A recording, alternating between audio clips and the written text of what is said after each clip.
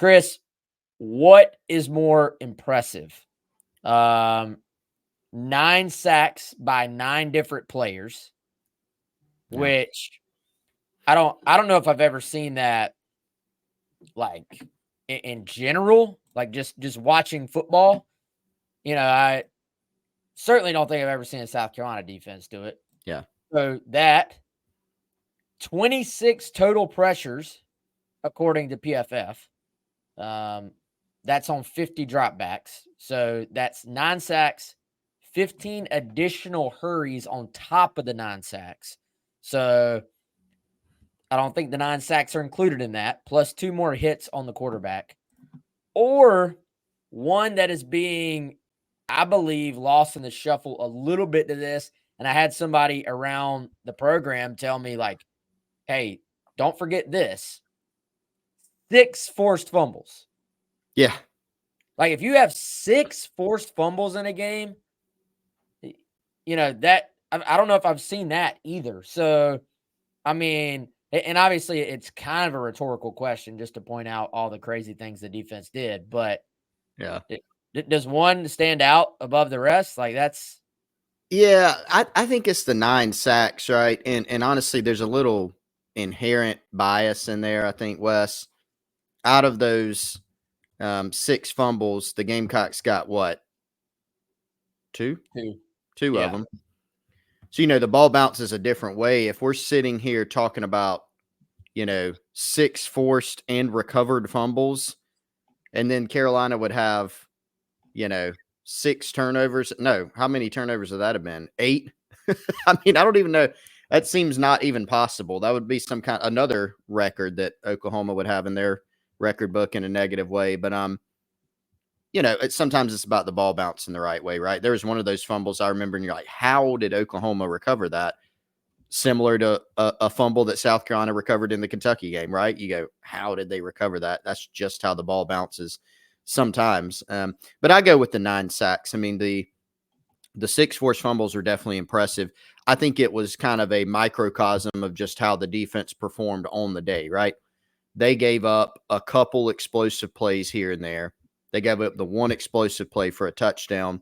But you know what? Not to say that's fine, right? Like, I'm sure the staff went back, looked at what happened there, corrected it, right? Or tried to put in a correction.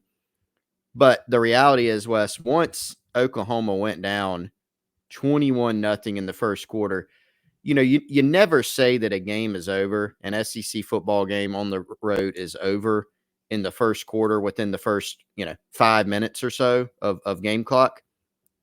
But man, for all intents and purposes, it as close as it could possibly get, right? Because you immediately knew from the first few drives that resulted in those 21 points, you're sitting there going, Oklahoma can't block the Gamecocks. And you kind of knew from how they played Oklahoma in the course of this season, the receiver injuries, the young quarterbacks, you're sitting there going, it's going to be hard for them to drive the field up and down the field, even if South Carolina essentially knelt on the ball and punted for the entire game. It's going to be hard for them to overcome this given the disparity, right? So I think the 9 sacks was a big reason for that. It wasn't just the sacks, right? It was the pressures. You think about the very first play of the game, right? You force the quarterback to navigate the pocket.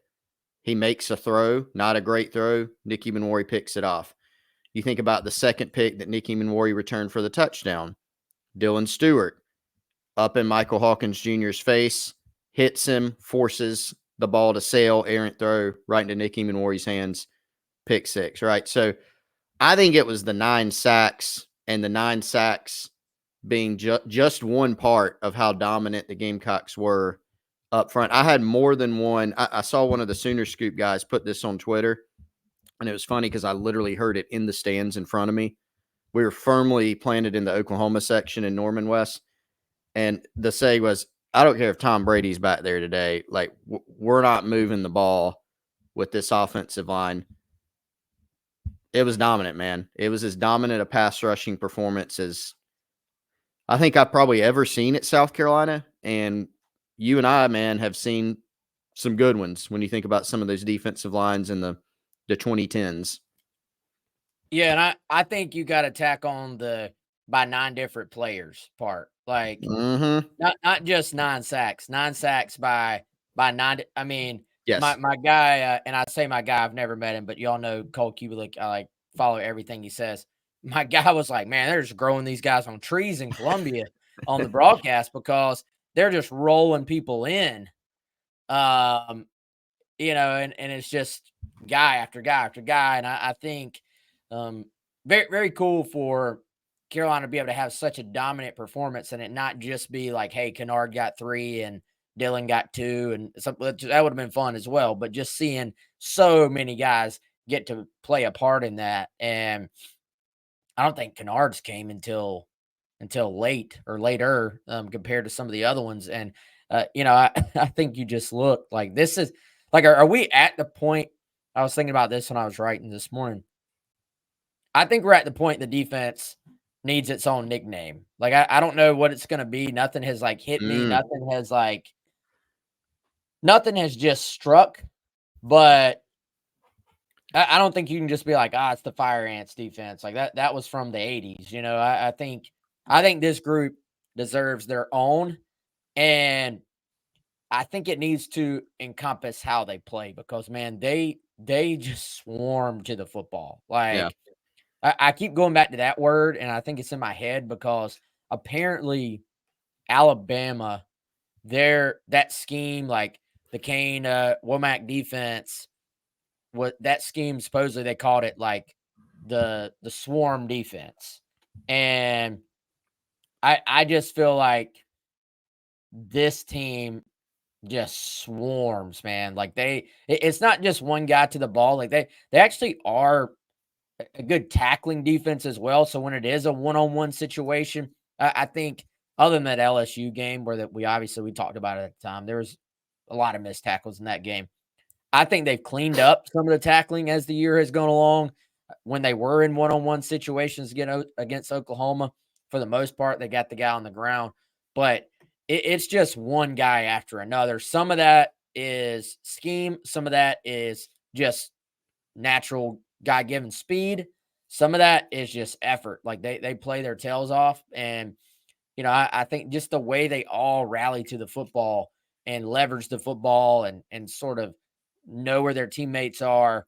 Like this is the way defense is supposed to be played, I feel like, and it's pretty fun to watch.